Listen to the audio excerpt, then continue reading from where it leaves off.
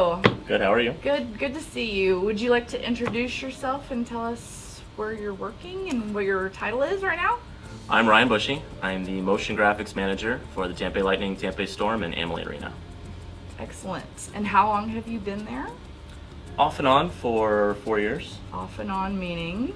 I took a little sabbatical to Iowa City to pursue a personal career goal, and I was Director of Communications and Special Events for the Delta Chi Fraternity International Headquarters. Just wanted to take some time to work on some personal development, professional development, learn a little bit outside of the motion graphics world, and kind of get into a little more in depth with brand management and marketing, and kind of learn a different side of things than what I've been working on previously. Okay. And what brought you back? The warm winters. If I never have to shovel show ever again. Shovel snow ever again. Even just saying it just brings back fear. I'm happy to say all winter I wore shorts outside since coming back, so it's been a pretty successful trip back. Excellent. I also got married, so my wife did not want to move to Iowa because she's a very smart woman. And just so happened I came back, and this job management version of what I was doing before had opened up, and stars kind of aligned, and I'm very glad to be back with the team and the organization and you know, some of the greatest people in sports. Well, what is your favorite part about your job? It's a loaded question. I have to say, on a more recent topic is playoffs.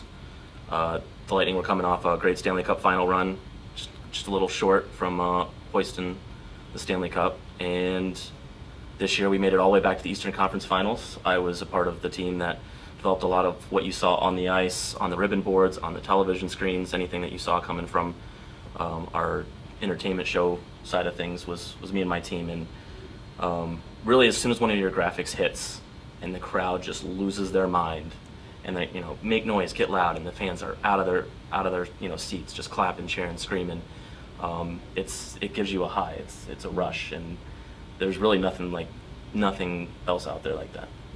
Absolutely. Well, congratulations on getting married. So what has life been like for you since that? Professionally. Love you, Michelle. So since I started back with the Tampa Bay Lightning, they've instituted a whole new element to our in-game entertainment and advertising. It's IPTV, Internet Protocol Television. We now have over 643, give or take, new television displays throughout the concourse, upper level, club levels. We run, you know, currently what's showing on Lightning Vision, whether it's game or, you know, intermission pieces, along with advertising. We do what we call sidebars, so you have your show actually showing here, and little advertisements on the side. Some places we have full advertisements. We have animated billboards, animated menus. We just plastered it as, you know, as much as we could to really give the fans, you know, something to look at, something to entertain them, whether they're in their seats or in the hallways. And it's been fun, challenging, and so far rewarding. We've got, you know, phase one, which was just getting it started. We got that complete, and now we go back and say, all right, well, it started, but how can we make it better? Mm-hmm. And that's where we are now this off season. Now, you guys have kind of been in the press a bit. A little bit. Tell me a little bit about that and how that feels. It's always great to be recognized. We do a lot of things behind the scenes that the average fan doesn't know. We, you know, run videos, special features on our players, fun interactive games to keep the fans engaged when there's no action going on the ice. And, you know, you don't hear a lot about it. The fans always just, you know, they leave the stadium, they had a great time. Sometimes we'll get a little letter, hey, had a great time at the game, great job on the anthem. You know, little things, but, you know, we're behind the scenes, and, you know, we don't get a lot of the attention. And so you graduated like 12, 15 years ago. It feels like that. I think it was 2009. Yeah.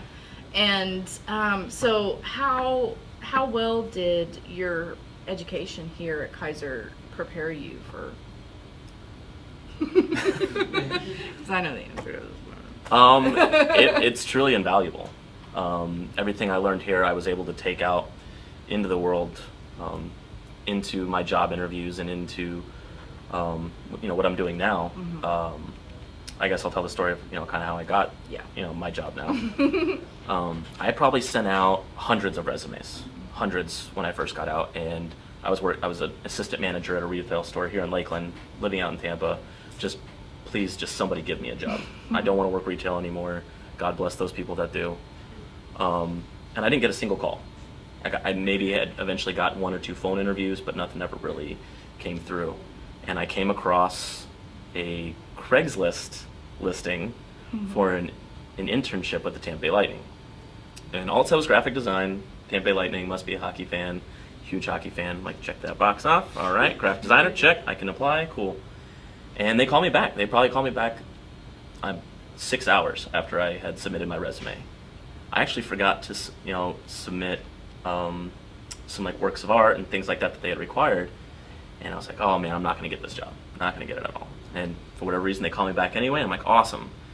Come in for my interview. I have my portfolio. I did some t-shirt designs and stuff off the side.